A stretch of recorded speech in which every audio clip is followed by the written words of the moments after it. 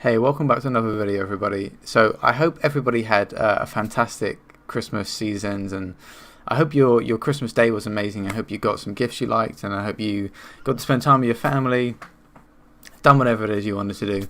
But it's been about a week now since I've uploaded the video. I tried my hardest to make a bunch of videos and drip feed them into YouTube, and it just failed horribly. And I realized very last minute we had a lot of shopping left to do, and that day where I wanted to dedicate time to videos, I actually had to go out shopping.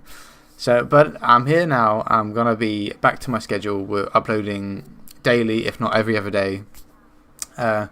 So following Christmas, I've had a revamp of a few things. Finally trimmed my beard, got a haircut, and I'm revamping my YouTube channel. So today's video is dedicated to one of our Facebook group members called David Eakin. So David, you made a post in the Facebook group saying a lot of people make FBA look and sound easy, which you're aware isn't the case.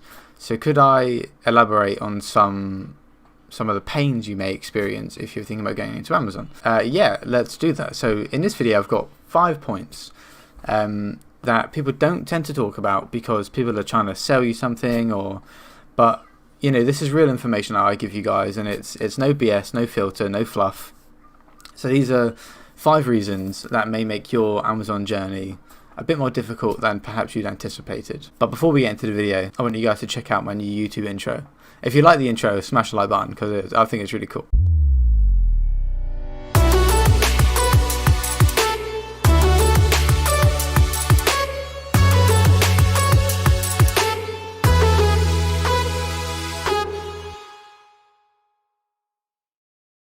Alright guys, welcome back. I hope you like that cool little intro. So now we're going to discuss the 5 points that may make your journey into Amazon slightly more difficult than you anticipated. So reason number 1 is hijackers.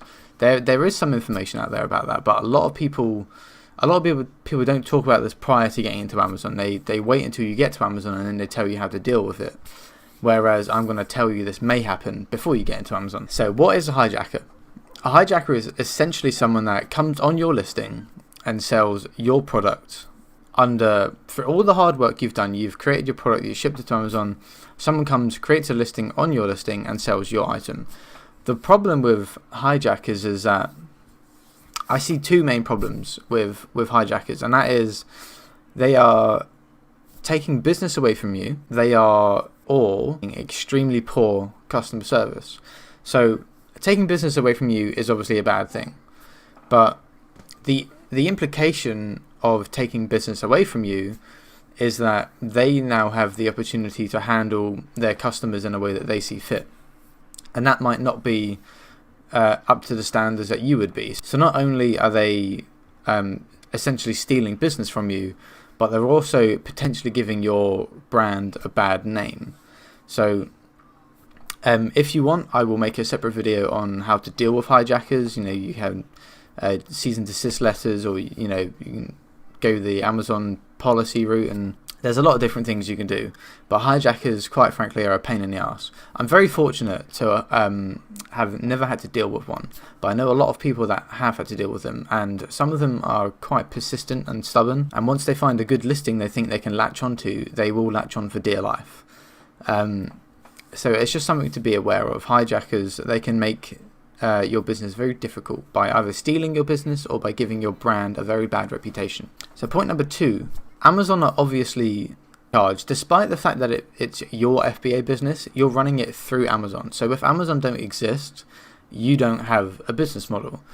So with that said, Amazon have the right to literally raise their fees as and when they see fit, and they will do so with very little warning. So when I was getting into FBA, I'd done all my research, I had all my numbers, I had my margins, and I was happy with those margins. I remember saying for the first month or so, I was happy to lose 10 to 20% of my margins in PPC. What actually happened is Amazon raised all of their fees, like very, very shortly before my stock got to Amazon. So my margins were affected quite considerably because it was a cheap product. My first product was a cheap product. And that really affected my cash flow and my ability to buy back. And Amazon can do that as and when they see fit. Oh, we're not making enough profit. Despite the fact that Amazon just turned over $1 trillion in September. So, they can literally pull the rug from under your feet whenever they want. So just make sure you're accounting for potential fee increases when you're running your numbers, because it was never something I thought to account for, because no one had ever mentioned it, and I thought the fees have been this way for so long, why would they randomly change now? But they did, and it affected the way I had to run my business and my PPC strategies. I had to be a bit stricter. So that's point number 2. Amazon are in control and they can do whatever they want. Point number 3. So people still get into my niche now, and I'm like, what are you doing? When I was getting into my niche, I was like, it was the sweet spot for that niche. It was like the competition wasn't great, the reviews weren't great. The volume of reviews wasn't great. The quality of those reviews also weren't fantastic. But the sales, the average monthly sales were huge. So I got into this niche. That whole sort of data set is drastically different now. And if I were looking at my niches now, thinking, should I get into this product as a new seller?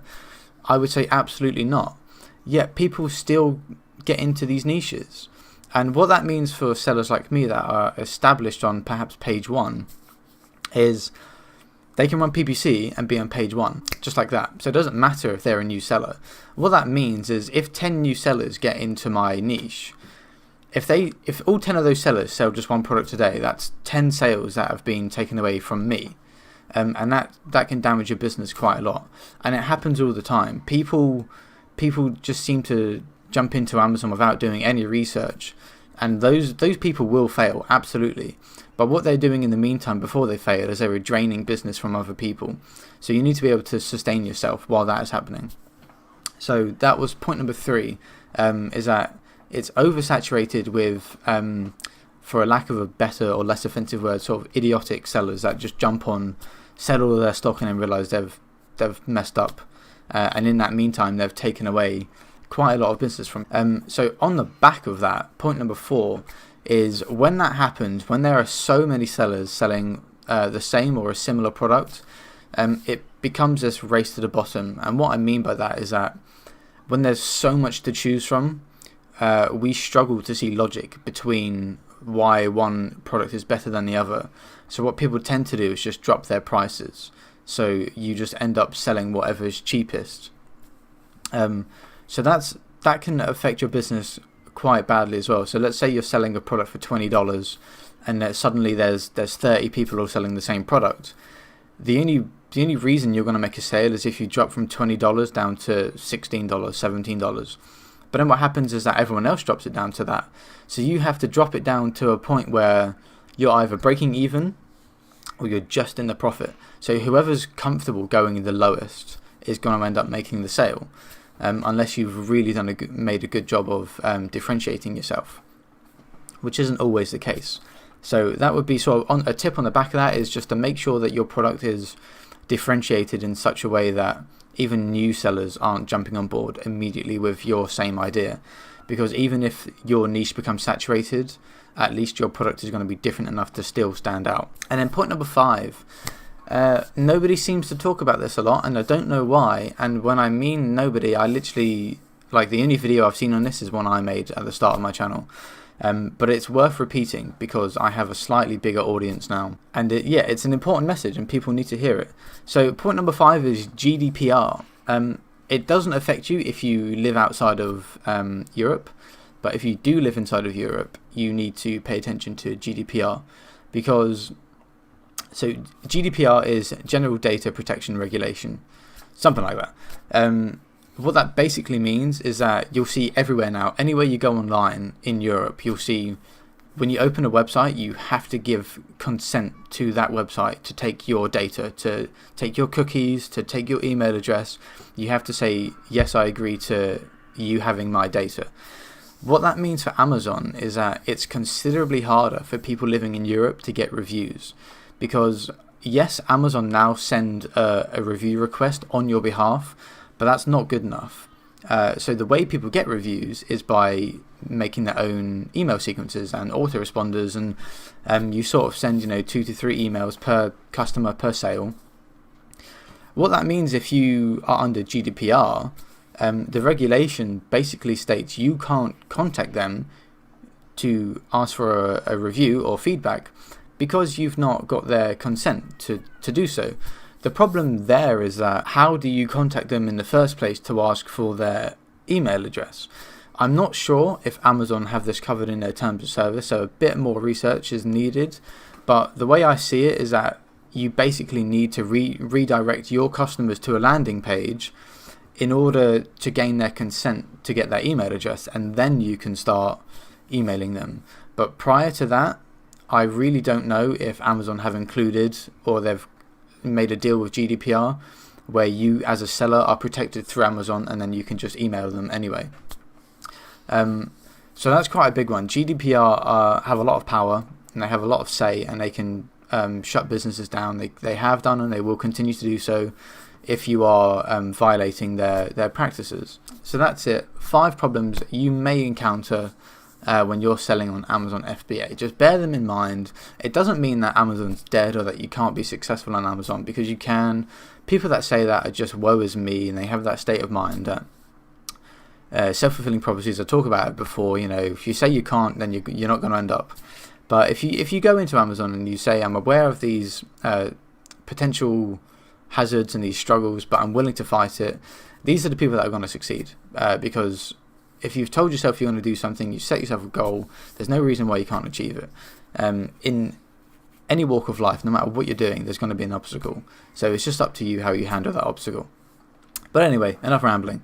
Thank you for watching the video. Like I said, Merry Christmas to everybody. I know it's a bit late, but I hope you all had a fantastic Christmas or festive holidays. We've still got the new year to look forward to, so it's not all doom and gloom just yet. And yeah, like, share, subscribe to the video. Join the Facebook group. Please join the Facebook group below. It's growing. I have a goal of 100 members, hopefully before New Year. So yeah, let's make that happen. And thank you. And I'll see you in the next video.